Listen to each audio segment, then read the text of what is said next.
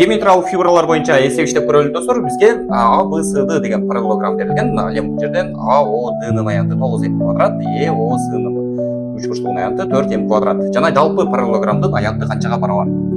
Демек достор, карасаңыздар, бул жерде ички бул жерде кесилишкен бурчтардын карама-каршы бурчтары бири-бирине барабар болот. Гамма деп белгилеп коелу. Жана А бурчунун бир бурчун биз альфа деп белгилесек, анда ички бул жерде карама-каршы бурчу дагы альфага барабар. Жана эгерде бул жерде биз бета деп белгилесек, анда бул жер дагы бетага барабар. Демек биз бул жерден А, О, Д үч бурчтугу менен Е, О, С үч бурчтугу окшош үч бурчтуктар достор.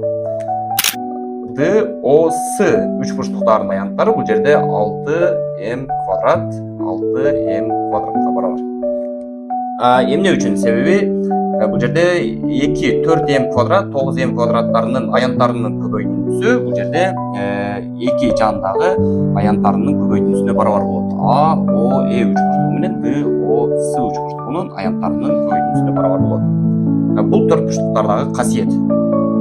Демек бул жерден биз жалпы үч бурчтуктун аянтын таба турган болсок, демек бул жерде сиздер билдиңиздер,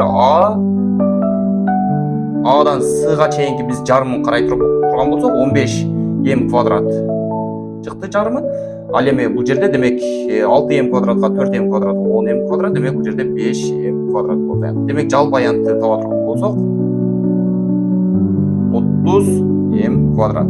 Жалпы аянт мына ушуга барабар болот. Менин баракчама сөз унутпагыла. Жана досторуңар менен бөлүшүп койгула.